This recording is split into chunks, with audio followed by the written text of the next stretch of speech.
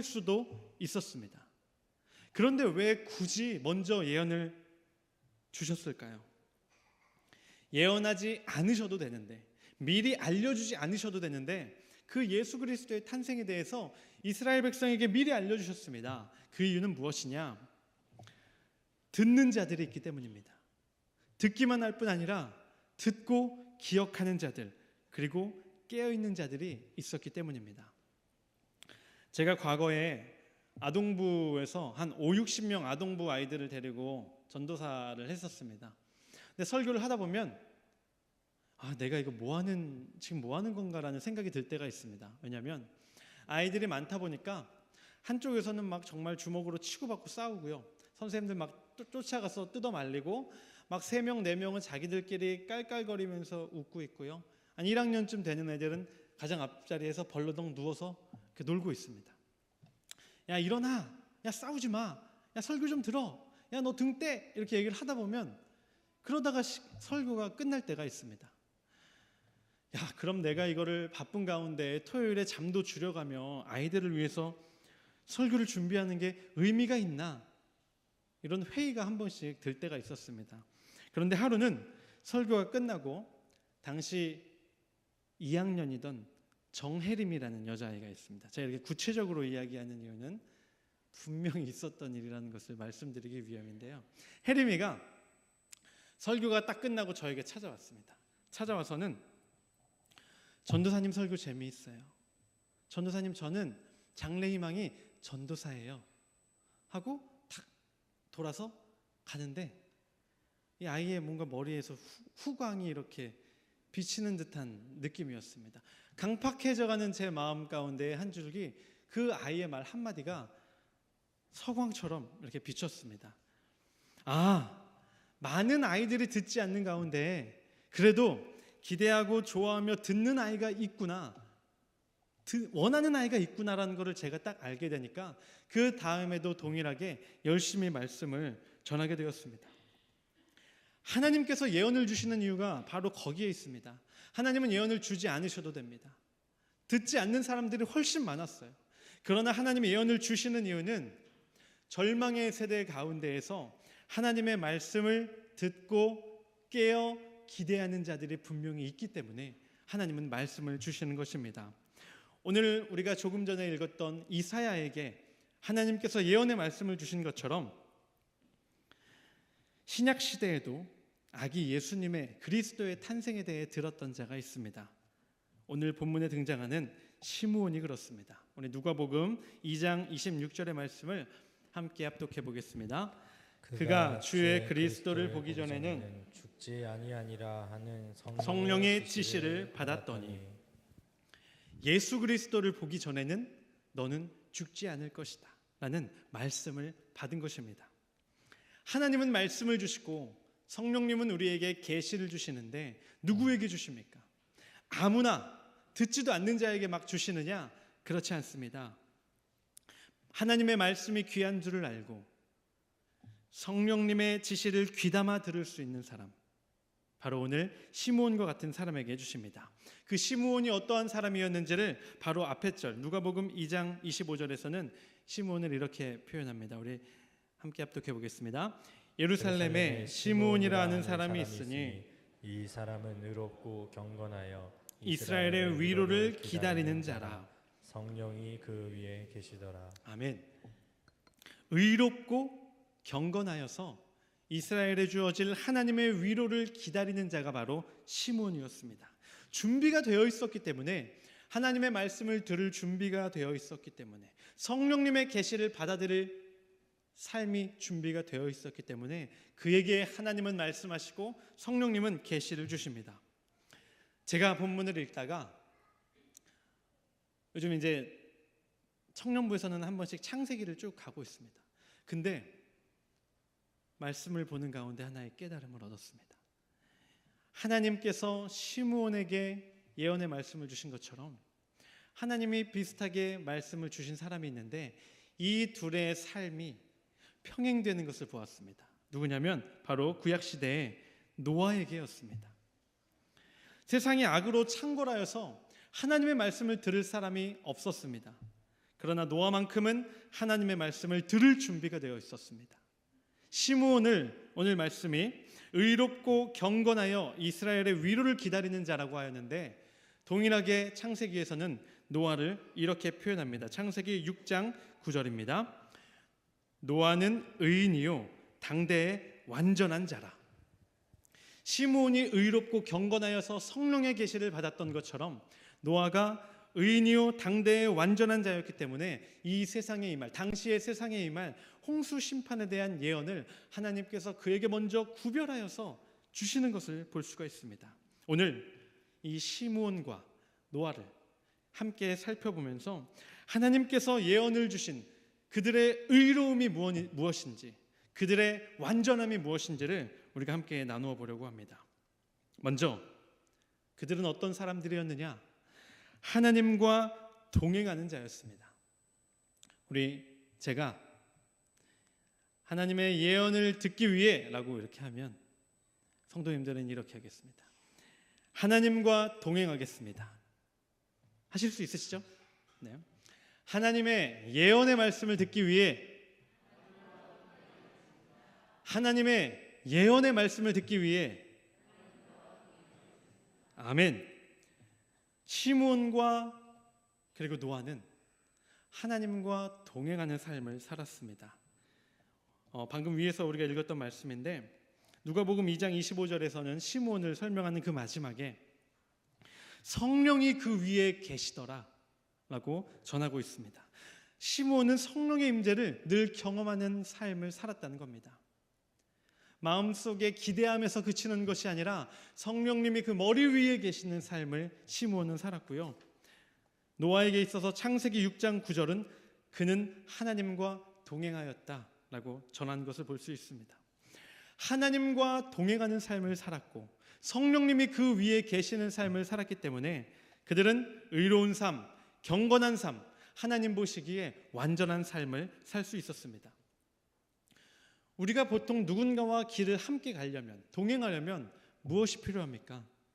목적지가 먼저는 같아야 하고요. 목적지만 같아서 되는 것이 아닙니다. 마음과 뜻이 맞아야 합니다. 때로는 내 뜻과 다를지라도 그와 함께 가고 싶다면 나의 생각을 내려놓고 그의 생각에 나의 뜻을 맞출 필요도 있습니다. 누가 감히 하나님과 동행할 수 있겠습니까? 누가 성령님이 그 위에 거하시는 삶을 살 수 있겠습니까? 여전히 나의 생각과 나의 뜻을 주장하는 사람이 하나님과 살 수 있을까요? 그렇지 않습니다.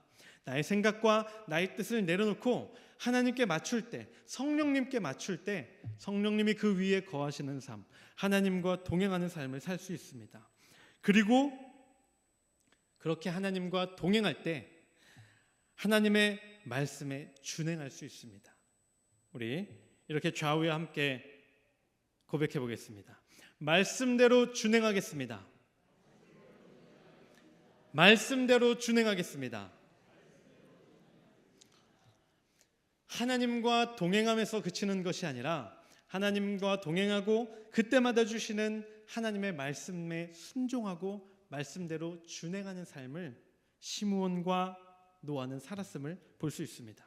그리스도를 보기 전에는 죽지 아니하리라, 이 성령의 계시를 받았던 시므온이 찾아간 곳이 어딘지 아십니까?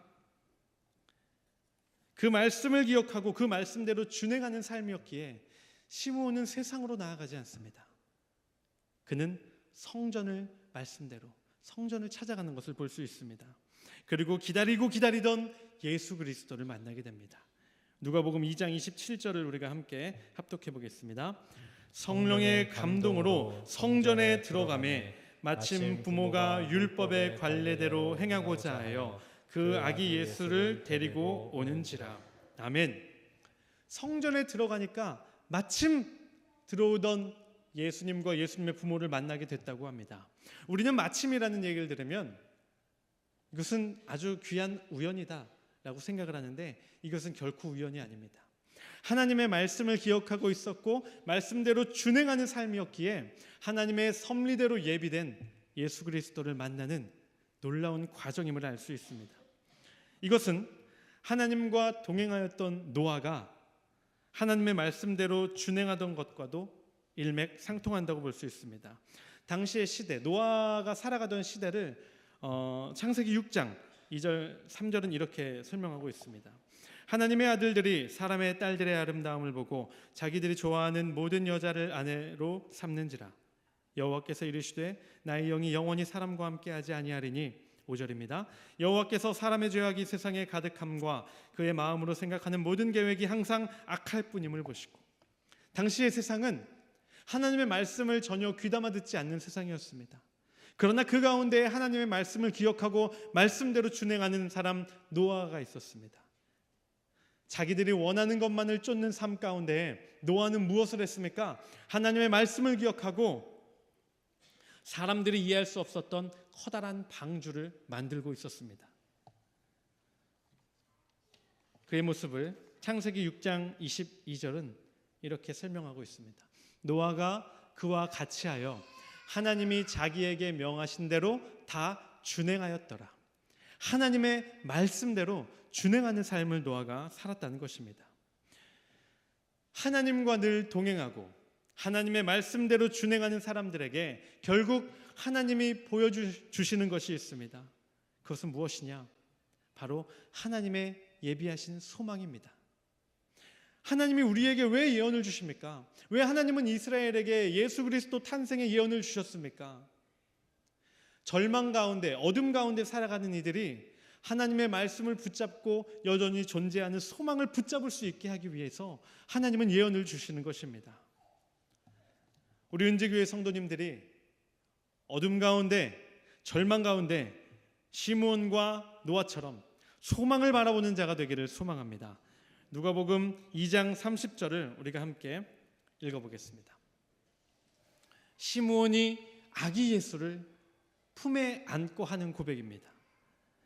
내 눈이 주의 구원을 보았사오니. 아기 예수님이야말로 만민 앞에 예비하신 이방을 비추는 빛, 주의 백성 이스라엘의 영광이라고 시므온은 고백하는 것을 볼 수 있습니다. 메시아를 기다리는 이스라엘만의 영광이 아니라 구원받을 자격이 없다 여겨지던 이방을 비추는 빛, 사람을 구분하지 아니하고 만민 모든 백성 앞에 구원으로 찾아오시는 예수 그리스도, 그 소망을 시므온은 결국 발견하게 되는 것입니다. 또 다른 예언을 받았던 자 노아는 어떻습니까? 홍수로 모든 세상이 잠긴 그 장면을 한번 상상해 보세요. 살아있는 나머지 방주를 제외한 모든 생명이 다 물속에 가라앉아 죽었습니다. 절망의 상황, 어떻게 보면 흡사 지옥의 광경 아니었겠습니까? 그러나 그 광경 가운데, 그 가운데에도 하나님은 노아에게 새로운 소망을 결국 보여주시는 것을 볼 수 있습니다. 창세기 8장 5절의 말씀을 함께 읽어봅니다. 물이 점점 줄어들어 열째 달 곧 그 달 초하룻 날에 산들의 봉우리가 보였더라. 아멘. 홍수로 쓸려간 세상은 참혹했습니다. 근데 시간이 지나니까 어떻게 됩니까? 물이 점점 줄어들고 저 멀리에서 노아가 새롭게 발을 디딜 새로운 땅이, 산 물에 잠겼던 산 봉우리가 조금씩 무트로 드러나는 것을 보게 됩니다. 아무리 사람의 마음과 삶이 타락해서 더 이상 하나님을 찾는 이가 없는 듯 보일지라도 하나님의 음성과 말씀을 갈망하는 이들이 존재하는 한 하나님은 예언의 말씀을 그들에게 주십니다. 그 말씀을 붙드는 자들은 하나님과 동행하게 되고요, 하나님의 말씀에 순종하여 말씀대로 준행하는 삶을 살게 되고요, 결국은 약속 그대로, 예언 그대로의 소망을 발견하게 됩니다. 이 모든 과정을 성령님의 동행하심과 하나님의 동행하심 가운데 경험한 이들은 어떻게 되느냐? 이 모든 일을 이루고 계획하고 역사하신 이가 누구인지를 분명히 알게 됩니다. 이 모든 일이 그저 우연이 아님을 알게 됩니다. 나의 공로와 나의 노력이 만들어낸 것이 아니라 하나님께서 이루셨음을 고백하게 됩니다. 오늘 시므온과 노아도 마찬가지입니다. 그들은 당대에 의롭고 완전하고 경건한 자로서 하나님의 예언의 말씀을 들었습니다. 하나님과 동행하였습니다. 그 말씀대로 준행하였습니다. 그리고 결국 약속 그대로의 소망을 발견하게 됩니다. 그러자 어떻게 됩니까? 그들이 무엇을 하게 됩니까?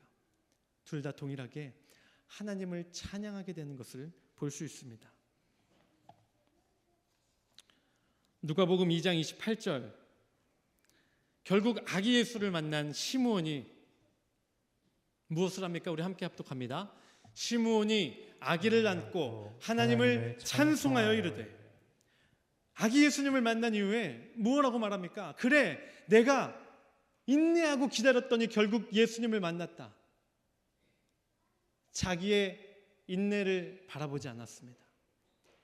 그는 아기 예수를 품에 안고 하나님을 찬송하였습니다. 이 모든 일을 나에게 예언의 말씀으로 허락하여 주시고 결국은 이루어 주신 하나님을 찬양하는 것을 보게 됩니다. 노아는 어떻습니까? 다시 마른 땅을 밟고 방주에서 나온 노아가 가장 먼저 행한 것이 무엇입니까? 제단을 쌓고 하나님께 감사의 예배를 드리는 것이었습니다. 창세기 8장 20절의 말씀을 우리가 마지막 말씀이니까 다 함께 큰 목소리로 합독합니다. 노아가 여호와께 제단을 쌓고 모든 정결한 짐승과 모든 정결한 새 중에서 제물을 취하여 번제로 제단에 드렸더니, 긴 시간을 하나님의 말씀대로 살아가고 그 결국 예언의 성취를 경험하였던 시므온과 노아는 자신들에게 이 모든 일을 허락하여 주신 이가 누구인지를 분명히 깨달았습니다.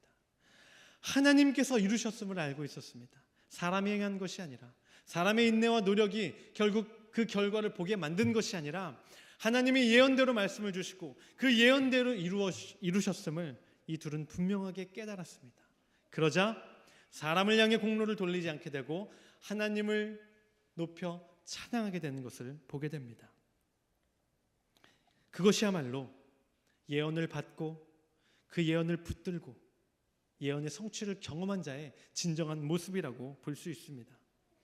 메시아를 약속하시고 예언하신 하나님은 약속 그대로 2000년 전에 아기 예수님을 이 땅에 보내주셨습니다. 마찬가지로 예수님은 우리에게 다시 오실 것을 약속하셨습니다. 그 약속의 말씀을 마음에 품고 구별되어 살아가는 우리 은재교회 성도님들이 되시기를 소망합니다. 하나님의 의를 지키며 하나님과 동행할 때 하나님은 우리와 함께 하시고 성령님은 우리 머리 위에 거하십니다.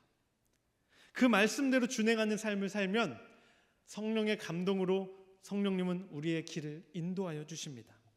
바로 그때 지금의 시대는 절망처럼 보일지라도 저 멀리 끝에 우리가 발을 디딜 새로운 산봉우리가 눈에 보이기 시작하는 것처럼 성전에 들어갔을 때 기다리던 아기 예수님을 만나게 되는 것처럼 우리 눈에 구원의 빛이 비칠 것입니다. 그때 예수님이 다시 오시는 그날 모든 은재 성도들이 한자리에 모여 예수님을 만나 하나님을 찬양하게 될 줄 믿습니다. 그때 우리가 가진 가장 귀한 것을 하나님께 드리며 기쁨으로 하나님을 찬양하며 예배하는 우리 은재교회 성도님들 되시기를 주님의 이름으로 축원합니다.